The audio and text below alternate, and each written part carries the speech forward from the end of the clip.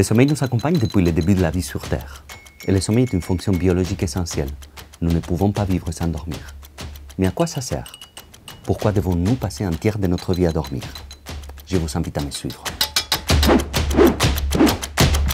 Le sommeil joue un rôle dans la régulation du système immunitaire, dans le métabolisme et dans la sécrétion de certaines hormones.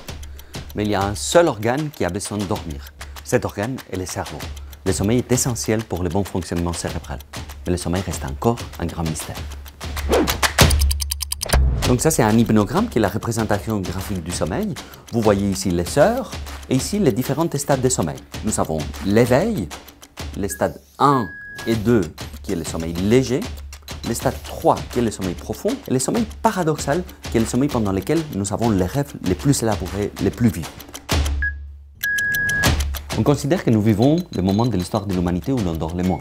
Nous avons perdu 1h30 de sommeil depuis un siècle et les adolescents dorment 1 heure de moins qu'il y a 30 ans, probablement en rapport avec l'usage de nouvelles technologies.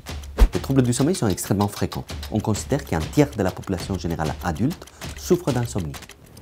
Concernant l'apnée du sommeil, on considère que 50% des hommes et 24% des femmes adultes ont des apnées de façon significative pendant leur sommeil.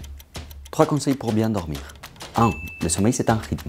Il faut garder des rythmes les plus réguliers possibles, en particulier l'heure de lever. 2. Le lit, c'est l'endroit où on dort. Il faut réserver les lits au sommeil et aux activités sexuelles. Ce n'est pas l'endroit où on regarde la télévision, où on mange, on s'énerve, où on réfléchit. 3. Il faut éviter l'exposition aux écrans le soir. Pas de téléphone, pas de tablette, pas d'ordinateur, au moins 2 heures avant d'aller au lit. C'est simple. Dormir mal, ce n'est pas une fatalité. Si vous avez des troubles du sommeil, n'hésitez pas à consulter votre médecin.